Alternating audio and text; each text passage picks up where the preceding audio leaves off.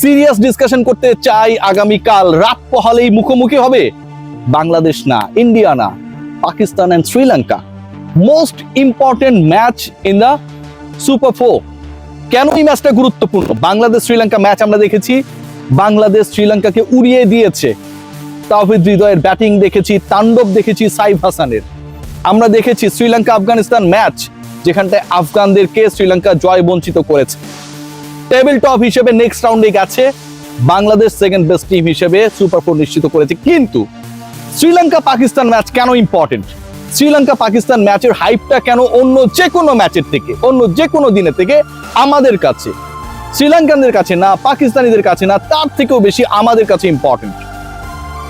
দেখুন, বাংলাদেশের ক্রিকেট নিয়ে, বাংলাদেশের অগ্রযাত্রা নিয়ে, বাংলাদেশের সামনে এগুলো নিয়ে, কোয়ালিটি নিয়ে, অ্যাপ্লিকেশনস নিয়ে অনেক প্রশ্ন সবচেয়ে বেশি তুলেছে। আমরা তুলতে পারি ভাই, আমি তুলতে পারি, আপনি তুলতে পারেন। আমরা এই দলটার পেছনে আমাদের মেধা, আমাদের আবেগ ইনভেস্ট করেছি, রাইট? কিন্তু যখন ভিনদেশি কেউ বাংলাদেশকে নিয়ে বাজে কথা বলে, ছোট করে, ঠিক তখন সেটা গায়ে লাগে। যেই দলটাকে নিয়ে বাজে কথা বলেছে, এশিয়া কাপের সৌন্দর্য নষ্টকারী বলেছে, ফাইনালে বাংলাদেশ কোনোভাবেই যেতে পারবে না, আফগানিস্তান ইন্ডিয়া ফাইনাল খেলবে, এইরকম কমেন্টস গুলো এসেছে কিছু বোদ্ধার কাছ থেকে, সেই দলটা এখন চোখে টার্গেট করেছে final. That is our country, Bangladesh. এবং পাকিস্তান শ্রীলঙ্কার ম্যাচে যেই দলই জিতুক না কেন, বাংলাদেশের ফাইনালে যাওয়ার, এখন সুপার পরের রাউন্ডটাই তো ফাইনাল, বাংলাদেশের ফাইনালে যাওয়ার ক্ষেত্রে এই ম্যাচটা অনেক বেশি ডিসিশন মেকিং হবে। কি কারণে হবে খেয়াল করে দেখুন, দুইটা দলই তাদের প্রথম ম্যাচ খেলেছে। বাংলাদেশের বিপক্ষে শ্রীলঙ্কা হেরেছে, ইন্ডিয়ার এগেইনস্টে পাকিস্তান হেরেছে। এবং এই দুই দলের অবস্থা এত বাজে যে মাইনাস রান রেট নিয়ে তারা টেবিলে 3 এবং 4 রয়েছে, তলানিতে রয়েছে, তাদের কোনো পয়েন্ট নেই, জিরোর মধ্যে রয়েছে। এখন এই দুই ফ্লপ টিম সোফার আফটার দেয়ার ফার্স্ট ম্যাচ, তারা যখন মুখোমুখি হবে তখন কোনো একটা দল তো জিতবে। দুই লাল্লু পাঞ্চুর লড়াইয়ে কেউ না কেউ তো জিতবে, এবং সেই যে দলটা জিতবে সেই দলটা আলটিমেটলি বাংলাদেশের ফাইনালে যাবার ক্ষেত্রে, ফাইনালে যাবার ক্ষেত্রে কতটুকু জয়ের পরে যে 2টা পয়েন্ট পাবে থ্রেট ক্রিয়েট করতে পারবে। সহজ করে বোঝানোর চেষ্টা করি, যদি পাকিস্তান জেতে, পাকিস্তানে 2 পয়েন্ট হলো, বাংলাদেশের সমান 2 পয়েন্ট হয়ে গেল। যদি শ্রীলঙ্কা জেতে, শ্রীলঙ্কার 2 পয়েন্ট হবে, বাংলাদেশের সমান 2 পয়েন্ট হবে। এখন আপনি কাকে সাপোর্ট করবেন? বাংলাদেশের জন্য ফাইনালে যাবার ক্ষেত্রে, বাংলাদেশের আরো অনেক বছর পর এশিয়া কাপের আরো একটা ফাইনালে ওঠার ক্ষেত্রে সবচেয়ে ফেভারেবল টিম পরের ম্যাচে শ্রীলঙ্কা। বাংলাদেশ শ্রীলঙ্কাকে হারিয়েছে, শ্রীলঙ্কা আফগানিস্তানকে হারিয়েছে। বাংলাদেশ শ্রীলঙ্কার প্রেম একদিনের ব্যবধানে 180 ডিগ্রি বদলে গেছে ভাই। কিন্তু আমরা ভালোবাসা দিতে জানি, আমরা শ্রীলঙ্কাকে ভালোবাসতে জানি। পরের ম্যাচে পাকিস্তানের এগেইনস্টে উই আর সাপোর্টিং শ্রীলঙ্কা। এখন আপনি যদি বলেন যে কেন আমরা শ্রীলঙ্কাকে সাপোর্ট করব, পাকিস্তান জিতলেও 2 পয়েন্ট, শ্রীলঙ্কা জিতলেও 2 পয়েন্ট, যেই দলে জিতুক তার তো 2 পয়েন্টই হবে। 2 পয়েন্ট হবে ঠিকই, কিন্তু শেষ ম্যাচ বিবেচনা যদি আপনি করেন, তাহলে পরের ম্যাচটায় পাকিস্তান এবং শ্রীলঙ্কা আগামীকালের ম্যাচের পর যে ম্যাচটা খেলবে কোনো এক দলের সাথে, সেই ম্যাচে কোন দলের পয়েন্ট পাওয়ার চান্স বেশি? আমার কাছে মনে হয় শ্রীলঙ্কা পাকিস্তানকে যদি হারায়, পরের ম্যাচ মানে তাদের সুপার 4-এর লাস্ট ম্যাচটা তারা খেলবে ইন্ডিয়ার বিপক্ষে, ওই ম্যাচে তাদের পয়েন্ট পাওয়ার চান্স আমি দেখি না, to be very honest. Sri Lanka ইন্ডিয়াকে হারিয়ে দেবে, এই ইন্ডিয়া পরাজিত হবে, তারা অজেয় না, কোনো দলই অজেয় না। ডোনাল্ড ব্র্যাডম্যানও আউট হয়েছিলেন জীবনের লাস্ট ইনিংসে 0-তে, রাইট? কিন্তু এই মুহূর্তে আপনি শক্তি বিবেচনা যদি করেন, পাকিস্তানের বিপক্ষে শ্রীলঙ্কা জিতলো, 2 পয়েন্ট পেল, ইন্ডিয়ার সাথে তাদের পরের ম্যাচ, ওই ম্যাচে তাদের জয়ের সম্ভাবনা 100-র মধ্যে maximum 5 to 10%। So Sri Lanka ultimately 2 পয়েন্টেই থাকবে, শ্রীলঙ্কা 4 হবার সম্ভাবনা নেই। কিন্তু পাকিস্তান যদি জেতে, তাহলে সমস্যাটা কোথায়? পাকিস্তান যদি এই ম্যাচটায় জিতে যায়, পাকিস্তান যদি শ্রীলঙ্কার বিপক্ষে 2 পয়েন্ট পেয়ে যায়, শ্রীলঙ্কা 0-তে থাকলো ঠিকই, পাকিস্তানের হয়ে যাবে 2। এবং বাংলাদেশ পাকিস্তান যেই ম্যাচটা হবে 25 তারিখে, সেই ম্যাচে আল্লাহ না করুক পাকিস্তান বাংলাদেশকে হারিয়ে দিলে পাকিস্তানের পয়েন্ট হয়ে যাবে 4। তার মানে বাংলাদেশকে ডিফিট করার তাদের একটা বিশাল অপরচুনিটি থাকবে ভাই। সেই সুযোগটা আপনি পাকিস্তানকে দেবেন যে শ্রীলঙ্কার বিপক্ষে জয় পেল, বাংলাদেশকে হারিয়ে দিল? নাকি শ্রীলঙ্কা যদি পাকিস্তানকে হারিয়ে দেয়, পাকিস্তানের ম্যাচ বাকি থাকবে একটা, বাংলাদেশের বিপক্ষে জিতলেও তাদের পয়েন্ট 2-এর বেশি হবে না, বাংলাদেশের এই মুহূর্তের এক্সিস্টিং পয়েন্টকে তারা ক্রস করতে পারবে না? কোনটা বেটার? ডেফিনেটলি শ্রীলঙ্কার উইন বেটার, কারণ পরের ম্যাচটা তারা খেলবে ইন্ডিয়ার সাথে, যেটাই তাদের জয়ের চান্স তুলনামূলকভাবে অনেক কম। বাংলাদেশ দলের এই মুহূর্তে যে সিচুয়েশন চলছে তাতে নাম্বার 5-6 নিয়ে একটা ডিসকাশন রয়েছে, এন্ড সাইফুদ্দিনের কামব্যাক করা নিয়ে একটা ডিসকাশন রয়েছে। যতটুকু আমি জানতে পেরেছি যে ইকুয়েশনটা এই মুহূর্তে আমার কাছে রয়েছে, তাতে বাংলাদেশ দল পরের ম্যাচে এগেইনস্ট ইন্ডিয়া সাইফুদ্দিনকে খেলাতে পারে তখনই যদি তারা ডিসাইড করে যে তারা 4 জন pacer খেলাবে।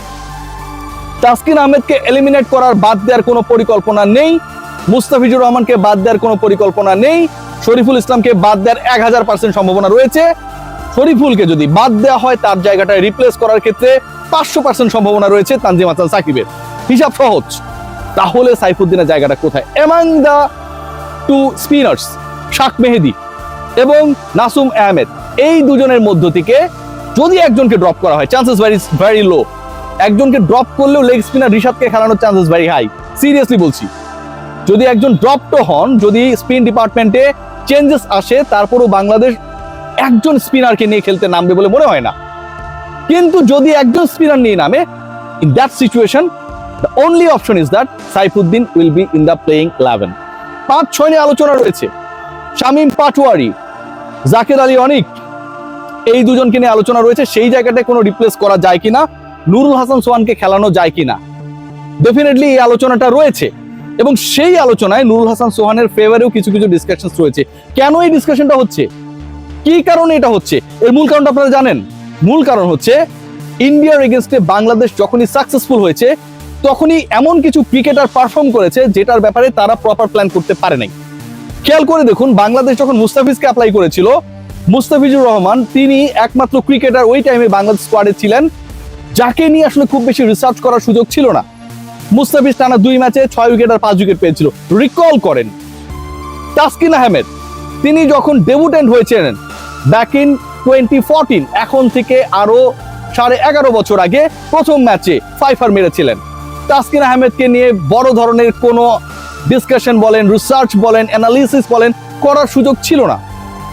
Saif Hasan is going to B another prime cap বাংলাদেশের জন্য।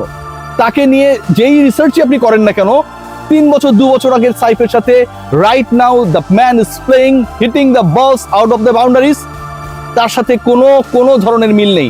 This Saif is totally different, totally AI generated Saif. The way he want Saif, the same way he is delivering. So AI সাইফকে নিয়ে, আর্টিফিশিয়াল ইন্টেলিজেন্স দিয়ে আমরা যে সাইফকে কল্পনা করি, যে সাইফ এখন ছক্কা হাঁকাচ্ছেন এক পায়ে ভর করে, সেই সাইফকে নিয়েও বড় ধরনের কোনো প্ল্যান করার সুযোগটা আপাতত নেই। কজ নতুন সাইফ, নিউ ব্র্যান্ডেড সাইফ, নতুন মডেলের পোরশে সাইফ, তিনি ম্যাচেসই খেলেছেন মাত্র 2-3টা নতুন করে তিনি যখন ব্যাক করেছেন। সোহানের ক্ষেত্রেও the same thing could be applicable. Sohan is a cricketer যার ক্রিকেটিং শটস গুলো আনঅর্থোডক্স। আপনি যেরকম কল্পনা করবেন উল্টাপাল্টা শট খেলবে, এবং এই আলতু ফালতু টাইপের শটগুলো। সোহান গুড ক্রিকেটার, দারুণ রান করেন, শটগুলোর কথা বলতেছি যেগুলো আসলে ভ্যাবা চেকা খাইয়ে দেয়, দর্শকদের খাওয়ায়, ফিল্ডারদের খাওয়ায়, ব্যাটারদেরকে খাওয়ায়। এরকম কিছু শটস যদি খেলা যায়, you have to put in your mind that it's going to be a 20 overs cricket match, right? So ওইখানটায় যদি সোহান 3টা ওভারে ব্যাট করার সুযোগ পান, লাস্ট 2 ম্যাচে 6 বলে 12 করেছেন, 11 বলে 23 করেছেন, 200+ স্ট্রাইক রেটে ব্যাট করেছেন। জাকের আলী অনেক বল খুঁজে পান নাই, সোহান হিট করেছেন, 6 হয়েছে। সেই সোহানকে যদি অ্যাপ্লাই করা যায় প্রপার ওয়েতে, তাহলে 5-6 জায়গাটায় Bangladesh the way they are expecting some quick runs, সেটা ডেলিভার করা সম্ভব। Many more plans Bangladesh have against India, but সবচেয়ে গুরুত্বপূর্ণ যেটা, before India match, before Pakistan match, we all are eyeing on to Sri Lanka and Pakistan match. I am supporting Sri Lanka because last match আমরা শ্রীলঙ্কাকে হারিয়েছি, কাজটা একদম ভালো করি নাই। কিন্তু ভারতের বিপক্ষে শ্রীলঙ্কা হেরে গেলে বাংলাদেশের চান্স বাড়বে, আর পাকিস্তান যদি টানা 2 ম্যাচ হেরে যায় ইন্ডিয়ার পরে শ্রীলঙ্কার বিপক্ষেও, তাদের আর কোনো সম্ভাবনা থাকবে না। সবাই ভালো থাকবেন, টেক গ্রেট কেয়ার।